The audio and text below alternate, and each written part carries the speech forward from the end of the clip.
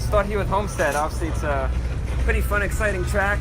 You've raced it quite a few times. Pretty unique. I always hear that it's very unique from pretty much any type of style track we went to. Is that pretty much what you think about the place? Yeah, I think so. With Homestead, it's going to be a very abrasive racetrack, so tire fall off is tremendous here, more than any other racetrack we go to, which typically turns into different cars making different runs different times in the race. You know, may have somebody who's really good on fresh tires, and somebody else may have their car set up for a longer run, and you see those guys make late charges in a run. So it creates probably more passing than most tracks. It creates a lot more lane changes because some guys find their cars working better up top, some guys down below. So in that sense, this track's very unique. Yeah. How does that handle small teams? Like, especially when it comes to the tire wear, I feel like that would be a lot tougher for guys who maybe don't have as good as tires as other big teams. Yeah, and that's one thing that we've are already talking about. We're talking about how we're going to strategize for this race. You know, our team, unfortunately, we just don't have the budget to buy sticker tires, the full allotment like the major teams do. So for us, it's a different challenge. We're going to have less sets that we can that we'll have at our disposal. So we can't put tires on every single pit stop like some of the other teams will be.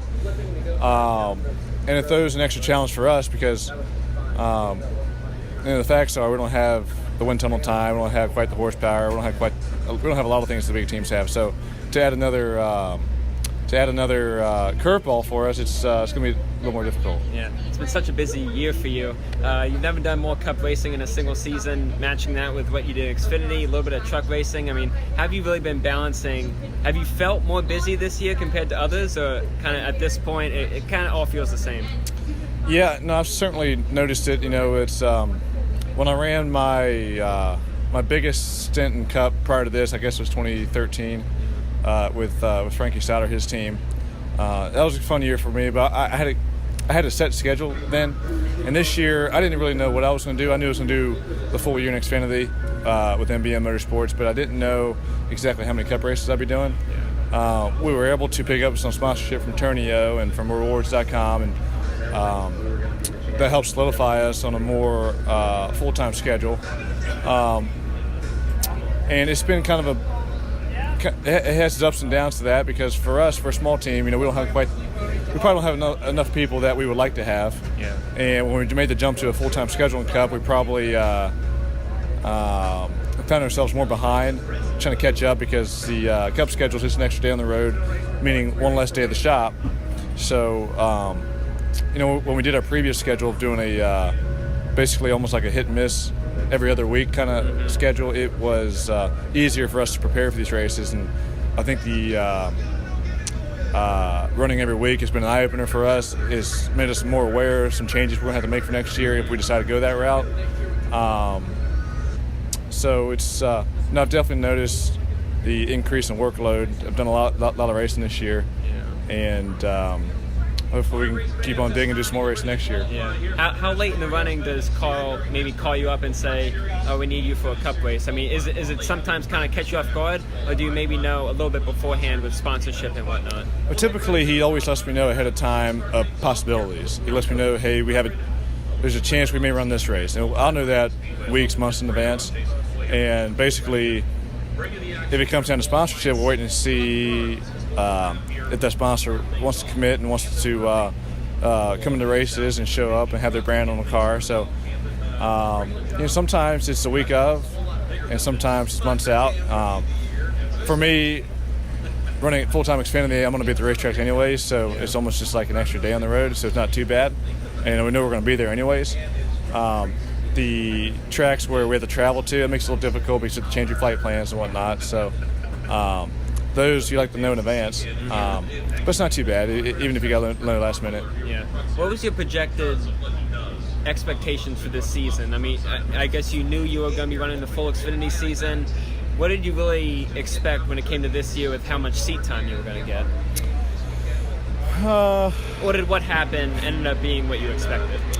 I know for Xfinity, you know, some of the races for Xfinity, we don't have quite the funding where we can make it the full distance in these races. So I knew that going into the season. There were some races where we knew we had sponsorship for an Xfinity that we can run well at. And The first few races of the year, we had some people jumping on board. Then we had VSI Racing jump on board for Daytona, and we were able to come away with a really good finish for a 7th. But really, the races that we did run in Xfinity, and we had the funding to run the full distance, we really run really well over there. I knew I'd be at all the races. I just didn't know to what capacity. And the races that we were able to run the whole way, it's been really good for us. Yeah, we've had a couple of fun moments these last couple of weeks. Last week I spoke to you about Tyler's Xfinity debut. It looked like that was a big weekend, not just for you, but for him and the whole family. So how was that weekend? How did that weekend really treat him? I mean, it's a big step up in his racing career. It was a really big weekend. I'm glad. I've been talking with Carl and Johnny all throughout the year, saying that I really like to get Tyler behind the wheel on these things. He can do a good job, and I thought at Phoenix, Tyler did a really good job behind the wheel. He communicated to the team very well, showed that he has a lot of experience. Tyler and I, we raced growing up, and he has, besides the NASCAR stuff, equal amount of experience that I have. So I knew he would do a good job. And running Phoenix was a good thing for him because that just approves him for larger racetracks next year. He was actually approved for this racetrack here, but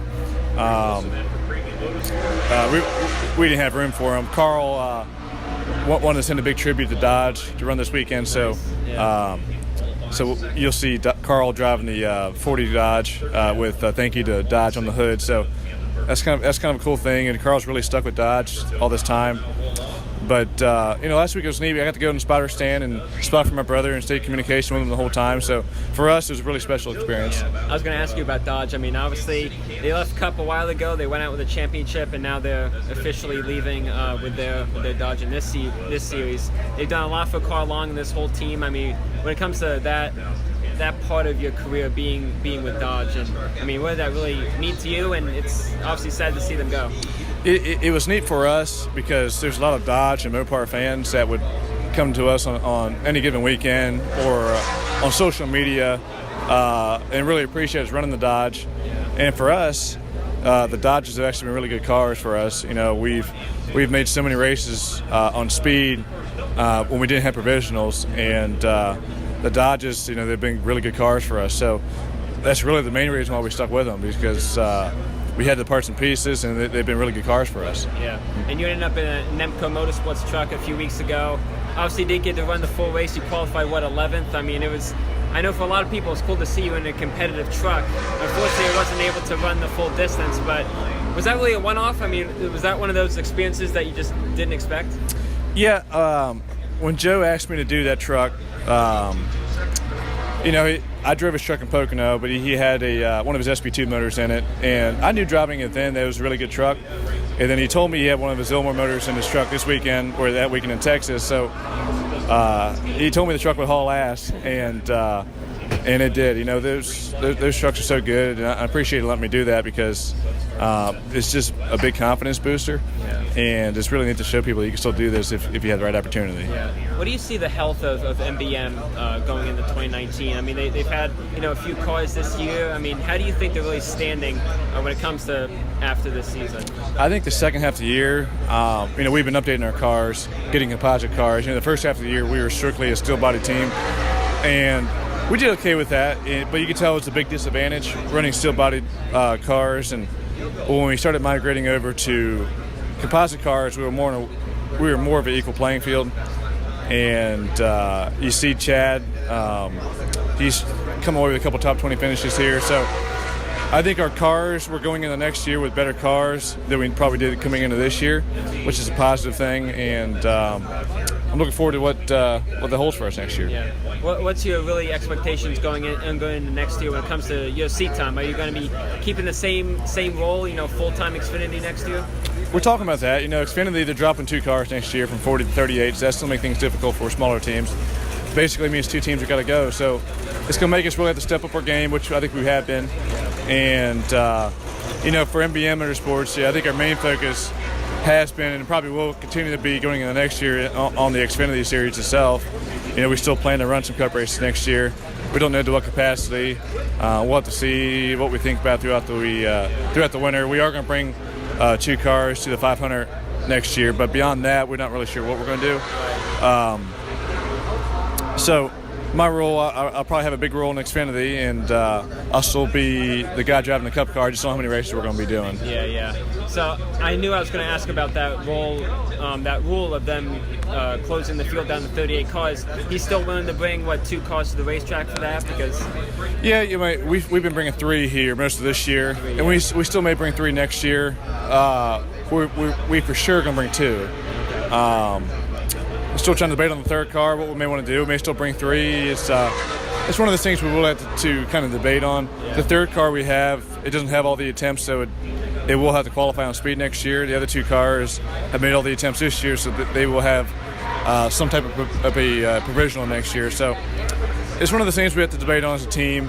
What makes sense for us financially, and we'll kind of go from there. Is that really the rule that concerns you the most for next year? We looked at the aero changes and all the other changes for Xfinity, but when it comes to that, is that really the rule change that for this whole team really concerns you guys the most? I'd say so. It's just going to add extra stress. I mean, for me, I've been put in a role where every week I got to qualify on speed. Yeah. So I think my approach is going to be nothing different for me next year. But for a lot of teams who are towards the bottom of the provisional list, it's going to be a lot more stress than they probably would like to have next year. Yeah. No, it's running the Daytona 500? It's you, right? What's that? Are you running the Daytona? Yeah. So I'll be in one of the cars for sure. Really? Yeah, I'll be one of them. And the second one, we're still trying to decide who's going to be in it. Really up for debate right now. Yeah. But I'm excited. I've attempted the 500 once before. Didn't have much of a shot. We brought a car that probably wasn't good enough to make it through the duels. So we're going to try a lot harder this go around. And Carl, he's bought some engines that we're trying to pick through and see what will make the most horsepower for us for that race. So it's going to take a lot of thinking and a lot of planning, but I think we can do it. We'll have to put together a good effort. That race is extremely tough to make, and hopefully this time we can go and make it this time. Was that the 66 car? That was a 51 that time. 51. But next year will be 66, and don't know what the second number would be. Right. Yep. That's exciting. I mean, you said you've never done the Daytona 500 before? No, I've only tried it one time. I've attempted it one time, and we ended up having engine problems and didn't get the chance to make it. Yeah. But it's a thrilling feel that I hope that I can come out on the better side of it. Yeah. And final question, Carl Long's thoughts. I wanted to maybe get to him this weekend, but through you, what he's told you about how this team is looking for 2019. It's one of those small teams, and I always try really paying attention to you guys because of the work that you guys have been doing. So when it comes to his thoughts on getting more into the Cup side, but also balancing Xfinity, I mean, really, what has been his thoughts about how this team has performed, maybe now versus 1 year ago? Well, it's kind of funny. We talk about this almost every week, and we think last year we actually performed better than we did this year. I think in NASCAR, it seems like every year the bigger teams are just getting a bigger gap on the smaller teams, and we're trying to find ways to improve our team. But for a non-charter team, we don't get near the prize purse as the charter teams do. So the amount of money that we had to play with to make our team better is significantly less. So it's a tough bridge to cross. We're working through that. We're trying to find ways to make our team better. We're not happy with how we're running right now. Yeah, I bet. Like I said, I think we're running worse this year than we did last year. So going into next year, we got to find ways to make improvements. Yeah.